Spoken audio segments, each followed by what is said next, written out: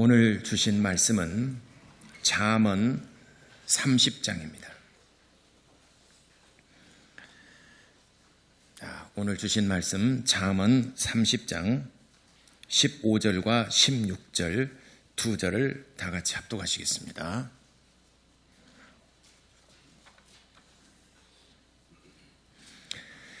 자, 시작. 거머리에게는 두 딸이 있어 다오다오 하느니라. 족한 줄을 알지 못하여 족하다 하지 아니하는 것 서너시 있나니 곧 솔과 아이 베지 못하는 태와 물로 채울 수 없는 땅과 족하다 하지 아니하는 불이니라. 아멘. 오늘은 채울 수 없는 욕망이라는 제목으로 같이 은혜 나누고자 합니다. 하나님은 복의 근원이시다. 두 번 합시다. 고백합시다. 시작. 하나님은 복의 근원이시다. 하나님은 복의 근원이시다. 아멘. 하나님께서 우리에게 많은 복을 주셨습니다. 헤아릴 수 없을 만큼 많은 복을 주셨는데 우리가 그걸 느끼고 있느냐 이 말이에요. 하나님이 주신 복을 정말 내가 얼마나 느끼고 있느냐. 아이들이 이제 성장하고 부모에게 반항할 사춘기 무렵 되면은 그렇잖아요. 왜 나를 낳았어? 엄마가 해준 게 뭔데? 막 이렇게 할 때가 있잖아요. 그러면은 부모는 뭐라고 그럽니까? 계산하잖아요. 너 태어날 때 출생비 얼마, 우유값 얼마, 기저귀값 얼마, 밥값 얼마, 전부 다 계산해요. 그리고 청구서를 딱 내밀어요. 그러면 기가 막히죠. 예. 받는 입장에서는 그것이 그렇게 크게 느껴지질 않아요.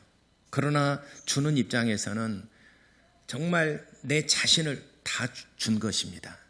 부모가 자식을 키울 때는 내 자신의 모든 것을 다 쏟아 부었어요. 근데 받는 입장에서는 뭐 당연한 것이고 뭐 해준 거 별로 있나 생각하는 게 별로 그렇게 뭐 크게 느껴지질 않아요. 그러니까 주는 사람과 받는 사람 입장 차이가 그렇게 큰 것입니다. 우리 세상 모든 삶이 마찬가지입니다. 누가 도와주거나 또 뭐 베풀거나 하는 사람하고 받는 입장하고 하는 것하고는 이 사회적인 구조도 마찬가지고, 요즘 코로나 바이러스로 인해서 의료진들이 정말 고생을 많이 하죠. 근데 또 너희들은 돈 받고 당연히 하는 거 아니야? 뭐 이렇게 생각하는 게, 우리 받는 입장에서는 대수롭지 않게 생각하지만 의료진 입장에서는 생명을 내건 정말 사투를 벌이고 있습니다.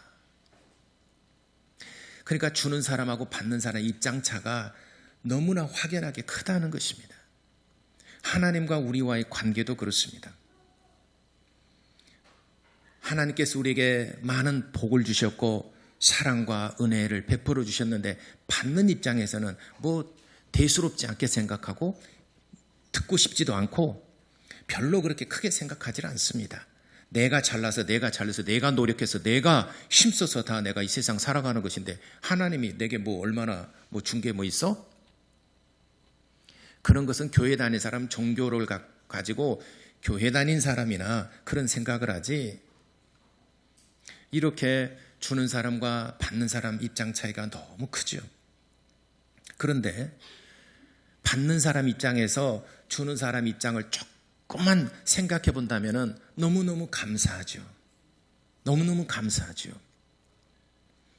하나님께서 우리에게 복을 주시고 우리를 사랑하시되 얼마만큼 사랑했느냐. 독생하신 아들, 하나밖에 없는 아들을 세상에 내보내셨어요. 그러면은 하나님이 보실 때에 세상에 내보내면은 세상 사람들이 그를 어떻게 할 줄을 아시면서도 내어주신 바 된 겁니다. 죄인들이 저를 잡아 죽일 것이다. 그것도 아주 극악무도하게 아주 잔인하게 잡아 죽일 것이다 하는 것을 알면서도 하나님이 그의 아들을 세상에 내보내셨어요. 왜 그랬을까? 하나님이 세상을 이처럼 사랑하사, 이 사랑한다는 말은 측은히 여기다, 긍휼히 여기다, 자비를 베풀다 하는 말이에요.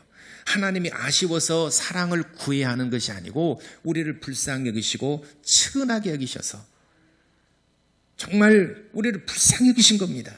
이게 다시 해석하자면 하나님이 세상을 측은하게 여기사, 하나님이 세상을 불쌍히 여기사 하는 말이에요.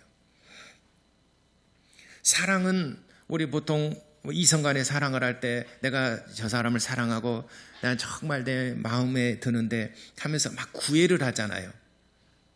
사랑을 고백하고 프로포즈하고 구애를 하잖아요. 그건 내가 사랑하기 때문에 확 사랑을 달라고 내게 오라고 구애하는데 하나님이 세상을 이처럼 사랑하실 때 그 사랑은 그게 아니에요. 하나님이 세상을 불쌍히 여기신 것입니다.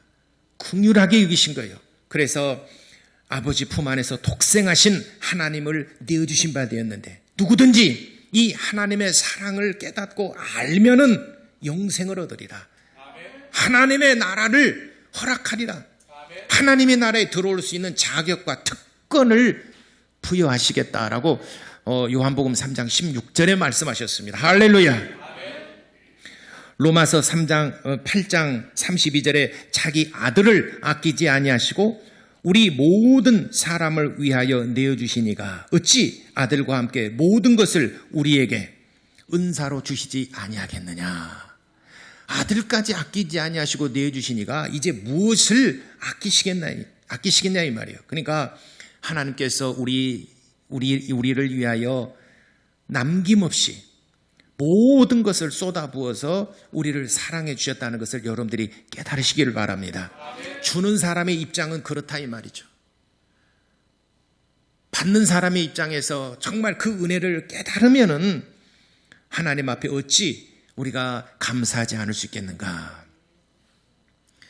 그러니까 주는 사람 받는 사람의 입장이 그렇게 크죠. 근데 오늘 성경 본문에 저도 이 성경을 읽으면서 거머리에게는 두 딸이 있는데 다오다오하느니라. 이게 참 어려웠어요, 해석이. 근데 지난주에 이렇게 묵상하면서 보니까 거머리라는 그 동물, 이 거머리라는 이 생물이라고 해야 되나? 동물이라는 이 거머리라는 것은 지금 이 잠언서 기자가 기록할 때 이 거머리는 하나님의 크신 사랑을 깨닫지 못하고 자기 배만 채우고 끊임없는 욕망과 세상의 욕망에 굴레해서 베풀지 못하고 자기 배만 채우는 사람을 거머리에 비유를 했어요. 그래서 15절에 거머리에게는 두 딸이 있어 다오다오 하느니라. 족한 줄을 알지 못하여 족하다 하지 아니하는 것 서너시 있나니. 히브리어 원문에 보게 되면은 이렇게 해석이 돼요. 여러분 주보에 제가 잠깐 비슷하게 제가 해석을 해놨는데요. 주보에 봅시다. 히브리어는 이렇게 해석이 되어 있어요. 거머리에게는 두 딸이 있다. 당신은 주십시오. 당신은 주십시오. 그녀들은 셋을 만족하지 않는다. 그녀들은 넷을 족함이라 말하지 않는다. 이렇게 해석이 되어 있어요. 명확하죠? 다오 하는 말은 달라는 거예요. 당신은 내게 달라. 당신은 내게 달라. 맨날 달라고만 하는. 그래서 두 딸을 비유하는 것은 거머리에게는 빨판이 있는데 앞쪽과 뒤쪽에 두 빨판이 있어요. 그래서 빨판을 딱 부착시켜 놓고 피를 계속 빨아먹는 거예요. 그러니까 여러분 어렸을 때 거말이 무섭잖아요. 무서운 게 아니라 징그럽기도 하고. 지금도 거마리가 있는지 모르겠습니다. 저희 어렸을 때 시골에서 저수지에서 이렇게 또 내려오는 조그마한 웅덩이 있으면은 거머리들이 진짜 많았어요. 예전에는 목욕하고 하면은 거머리가 붙어가지고 가려워서 이렇게 보면은 거머리가 빨판을 딱 붙여놓고 피 빨아먹고 있어요. 거머리 죽일 때 어떻게 죽입니까? 시골에서 사신 분들 아마 이렇게 죽였을 거예요. 풀 이게 돼 있잖아요. 그걸 꺾어가지고 거머리를 머리에서부터 거꾸로 까봐요. 이렇게 내장하고 이렇게 또 까봐요. 그래가지고 돌에다 말려 죽입니다. 그렇게 해보신 분. 나만 그렇게 아니, 저 안 했어요. 다 하셔놓고도 그렇게 또 안 한 것처럼. 저는 그렇게 죽였어요.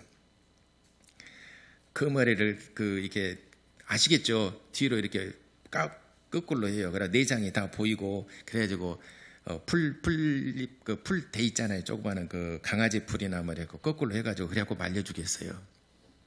지가 내 피를 빨아먹었으니까 상응한 보복을 받아야지. 아니 거머리 하니까 아주 어렸을 때 그 생각이 나요. 거머리가 붙으면 아주 가렵고 피 빨아먹고. 그래서 옛날에 어른들이 그리 얘기해요. 그 거마리가 피 빨아먹고 그 안으로 쏙 들어가면 혈관을 타고 사람이 죽는다고 그러니까 얼마나 아주 기겁하고. 그러니까 어른들이 이렇게 말해서 거마리 조심하라고 아마 그런 물속에 함부로 들어가지 말라고 아마 그랬는지 모르겠습니다. 두 개의 빨판, 두 딸을 이 두 빨판에 비유를 했죠. 계속 피 빨아먹고 사는 동물이 바로 거머리입니다. 그러니까 그렇게 먹고도 자기 욕심을 다 채우지 못하는데 그녀들은 셋을 만족하지 아니하고 넷을 족하다 말하지 않는다. 그러니까 있는 대로 자기 욕심을 계속 불려가고 채우는 것을 거머리에 비유를 했습니다.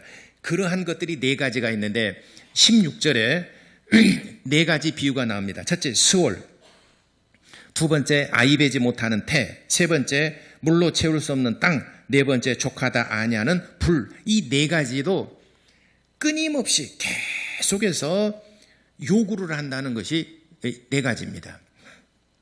그래서 첫째는 음부라고 그랬는데 스올은 음부입니다. 스올이란 이 음부라는 것은 죽은 자를 삼키고도 만족하지 않고 계속 삼키려고 하는 것이죠. 음부는 죽은 자를 삼키는 곳입니다. 그러나 한정된 것이 아니라 끊임없이 계속해서 음부는 죽은 자들을 삼키려고 계속 입을 벌리고 있는 곳이 바로 스올, 음부라고 하는 곳입니다. 또 아이를 베지 못하는 태, 아이를 갖고는 싶은데 아이가 생기질 않아요. 그러면은 그것은 그 어떤 것으로도 그를 만족할 수 없다는 것입니다. 어떤 것으로도 그의 마음을 위로할 길이 없다는 것입니다.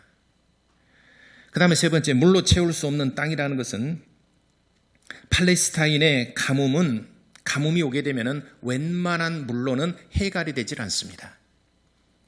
팔레스타인이 가뭄이 들게 되면 어지간히 비가 와서는 거의 홍수가 나듯 해야 해결이 되지 웬만한 비로서는 해결이 안 된다는 것입니다. 물로 채울 수 없는 땅. 그 다음에 족하다 하지 아니하는 불이라는 것은 계속 태우고 또 태울 거리를 찾는 게 불입니다. 엊그제도 화재 사건이 있었지 않습니까? 계속해서 그래서 화마라 그러죠.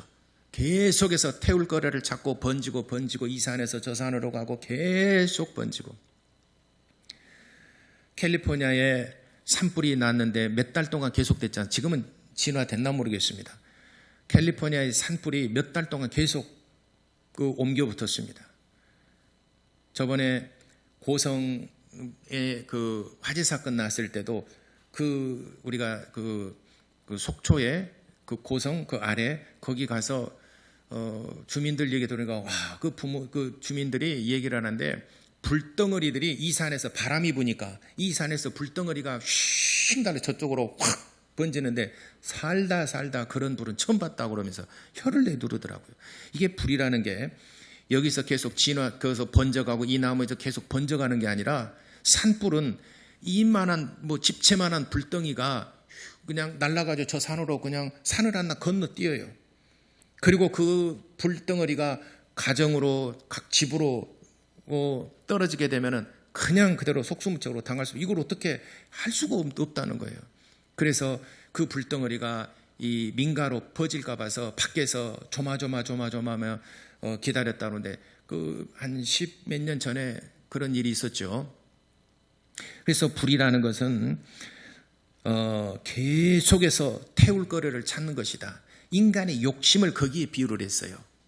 거머리는 당신은 내게 달라 셋을 만족하지 아니하고 넷을 준다 하더라도 그것이 족함이 없다는 것입니다. 그러한 것들이 네 가지가 있는데 음부라는 것이 있고, 그 다음에 아이를 베지 못하는 태가 있고, 물로 그 땅을 물로 채울 수 없는 것, 그리고 불, 끊임없이 계속 이제 불길이 번지는 것.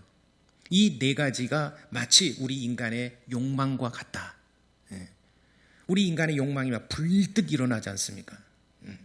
그리고 아무리 많은 걸 줘도 잠시 만족하지만 그러나 그걸 우리의 욕심을 채우지 못합니다. 이와 같이 이 잠언서 기자는 인간의 욕심이라는 것이 그렇게 끊임없이 그 무엇으로도 채울 수 없는 그런 존재가 바로 우리 인간이다. 그러면 우리 마음을 어떻게 채울까? 무엇으로 채워야 되는가? 잠언서 11장 24절 제가 주보에 기록했습니다.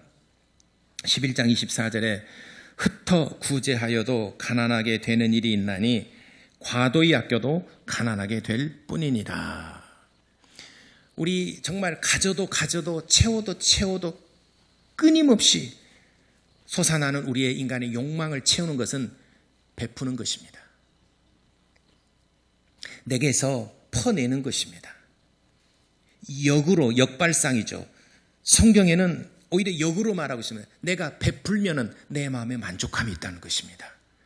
예수 그리스도의 사랑을 받고 보면은 이제는 뭔가 내가 나눠주고 싶고 돕고 싶고 베풀고 싶고 섬기고 싶고 그런 마음이 우리에게 생겨요. 그러니까 받는 사람보다도 베풀 때 그 마음의 감사가 훨씬 큰 겁니다.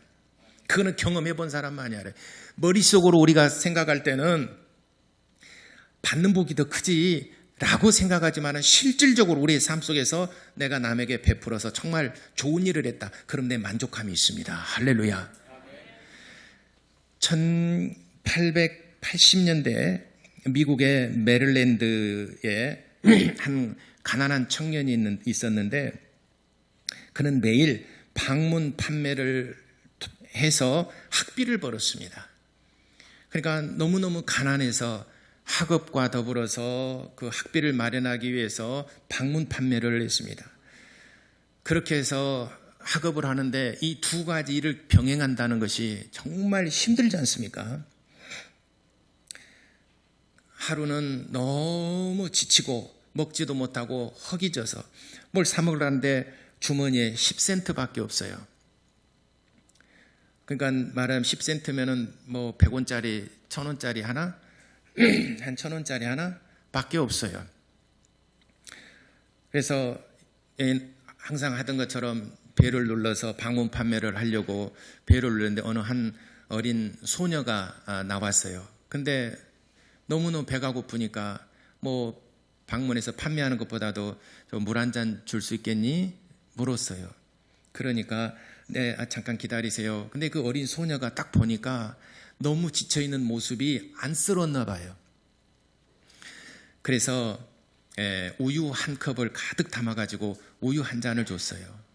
그러니까 물을 달라고 그랬는데 우유를 준 것이 너무 감사하고 그래서 우유를 마시고 보니까 이제는 그 허기진 것이 어느 정도 해소가 되면서 그 우유 한 잔이 너무 인상적이고 너무 값지고 그래서 용기를 내서 계속해서 학업을 하고 중도에 포기하고 싶을 때도 그 어린 소녀가 주었던 그 우유 한 잔이 생각이 나서 나는 여기서 멈춰서는 안 돼. 공부를 해야지. 그래서 공부를 하고 어느덧 한 10여 년 남짓 흘렀습니다. 근데 10여 년 정도 지났는데 이 그 소녀가 중한병에 걸렸어요. 예, 중한병에 걸려서 그 마을의 병원에를 갔는데 우리 마을에서는 당신의 병을 치료할 수가 없습니다. 큰 병원으로 가야 됩니다. 그래서 큰 대도시로 나가가지고 큰 병원을 찾았습니다. 그런데 그 병원에 와서 이렇게 진료를 받으려고 보는데 그 그 청년, 어느덧 이제 학교를 졸업하고 학위를 받고 그래서 전문의가 돼 있었어요. 그 사람 이름이 하워드 켈리라고는 박사입니다. 이 하워드 켈리라는 이분이 이제는 공부해서 이제 전문의가 됐고, 그래서 이 소녀를 금방 알아봤어요. 그래서는 이제 가정 형편이 어려워서 또 치료도 제대로 받지 못하고 또 지방에서는 그 마을에서는 고칠 수 없다는 것을 알고 의료진들에게 이 사람은 꼭 살려야 된다. 그래서 온 힘을 다해서 이 사람은 어찌 보면은 내게 용기를 준 소녀고 내가 학업할 수 있도록 여기까지 올 수 있도록 디딤돌 하나 놔준 사람이다. 그래서 그 병원에서 최선을 다해서 이 여자분의 병을 고쳐줬어요. 그래서 회복이 됐습니다. 근데 이제 이 여자 그 소녀가 아니라 이제는 여자분이라 그래야 되나? 걱정이 돼요. 병원비가 만만치 않을 텐데 이 병원비를 어떻게 하나? 그래서 이제 퇴원 수속을 밟을 때 병원비 청구서를 보니까 청구서 이렇게 기록되어 있더랍니다. 우유 한 잔으로 다 지불됐음. 이렇게. 이 하워드 켈리 박사가 그 후로 세운 병원이 존스 홉킨스 병원을 설립했습니다. 존스 홉킨스 병원. 미국에서 몇 번째 안 가는 유명한 병원입니다. 존스 홉킨스 병원 설립자가 됐어요, 이 사람이. 참 감동적이지 않습니까? 우리 사람이 살면서 다오 내 마음의 욕심을 계속 채우는 것은 불가능합니다. 그러나 우리의 삶이 감동을 주는 삶이라면 얼마나 행복하고 얼마나 우리의 마음에 만족함이 있겠습니까? 우리는 누가 돈을 많이 벌었고 누가 정말 부자가 됐고 누가 어떤 차를 타고 다니고 몇십 평에서 몇백 평에서 살고 그런 우리에게 감동이 되질 않아요.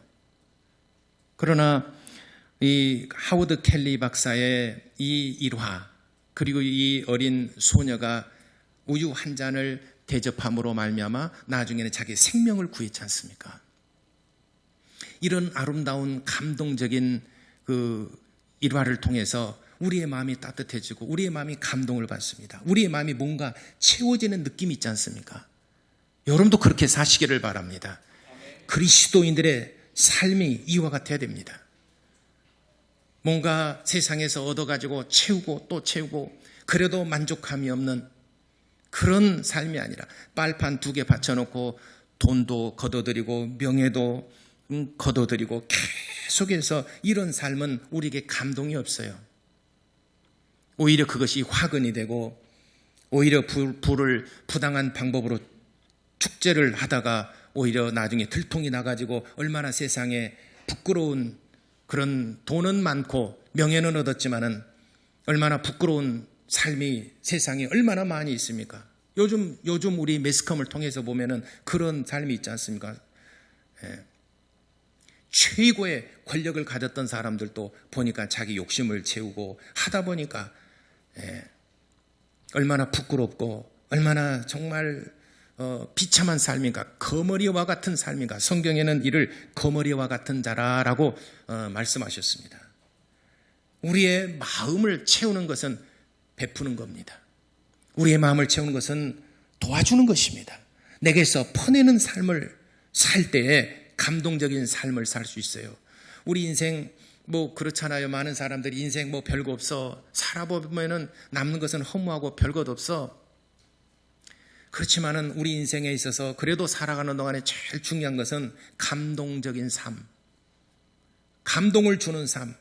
물론 어렸을 때나 젊었을 때는 그것이 그렇게 크게 와닿지 않을 수 있겠지만은 나이가 들어갈수록 정말 감동적인 삶을 산다는 것이 얼마나 소중한가 하는 것을 깨닫게 될 겁니다. 이 소녀가 어렸을 때 정말 중간 하나가 빠졌는데 이 그 우유 한 잔을 가득 채워서 줬습니다. 그러니까 이 청년이 그 값을 지불하려고 이 우유 값으로 얼마를 주면 되겠니? 라고 물었어요. 그러니까 그 소녀가 말하기를 우리 엄마는 남에게 친절을 베풀면서 돈을 받지 말라고 하셨어요. 그런 얘기를 했답니다. 엄마의 교육, 부모의 교육이 얼마나 중요한 겁니까?